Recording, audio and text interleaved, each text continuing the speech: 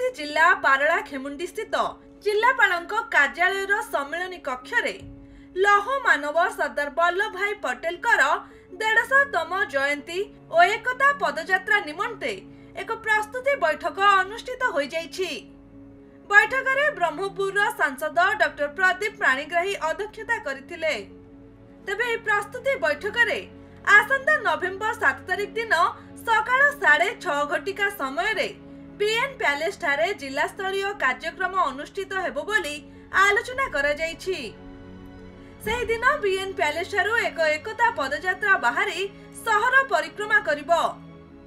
एही अवसर रे 6 किलोमीटर पदयात्रा करा जिवो। एथिरे समस्त विद्यालय और महाविद्यालयर छात्र छात्री सहित शहरर विशिष्ट व्यक्तिविशेष एवं स्थानीय प्रतिनिधि मध्य अंशग्रहण करिवे। गजपति जिले में सरदार वल्लभ भाई पटेल 150तम जन्म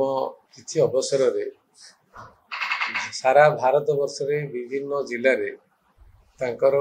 गत वर्ष ठू आरंभ कर पदयात्रा ए वर्ष भी सुंदर भावे प्रधानमंत्री निर्देश मुख्यमंत्री संपूर्ण सहयोग रे गजपति जिलार प्रशासन आमर विधायक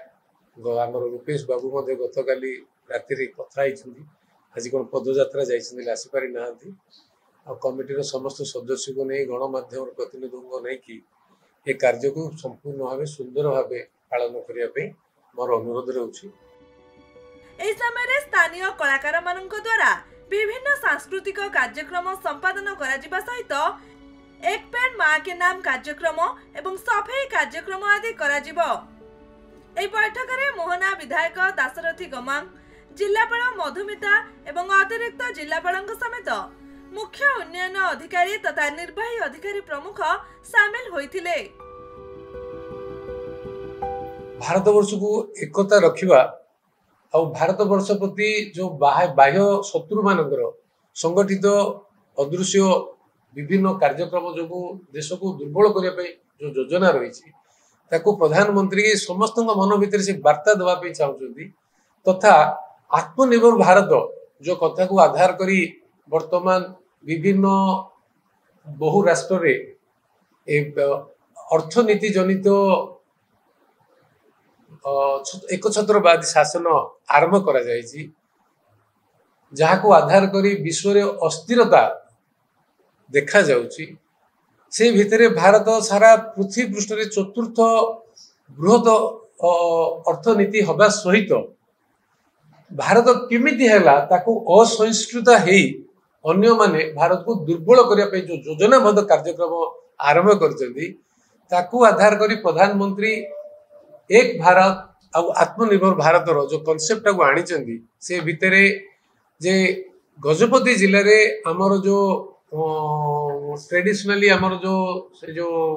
स्पेशलाइज्ड वर्क जहाँ अच्छे गजपति रो कि ओडिशा रो कि भारत वर्ष रो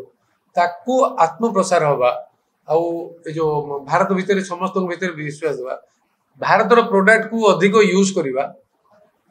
आत्मनिर्भर सब क्षेत्र में हो पार आम जिलार जमी विभिन्न क्षेत्र में आम कौटे एक्सेल कौटे वीक अच्छी ताकू मेजर करके आहरी आम बेटर परफॉर्मेंस कर ए कथा को नहीं प्रधानमंत्री जो माने रही विकसित भारत रो कॉन्सेप्टा ताकू से विभिन्न माध्यम रे तांकर रेडियो वार्ता रे हो आमर आईरे भी जो सरदार वल्लभ भाई पटेल बार्थ एनिवर्सरी रे हो 150तम बार्थ एनिवर्सरी रे हो से विभिन्न कार्यक्रम रे स्वदेशी आत्मनिर्भर भारत को जो गुरुत्व दौर एक भारत गुरुत्व दौर आम से मनटा स्टूडेंट्स आउ सोसाइटी रो प्रत्येक विंग रे पशिबा दरकार अछि। गजपति हेमंत प्रधान को रिपोर्ट खबर ओडिशा।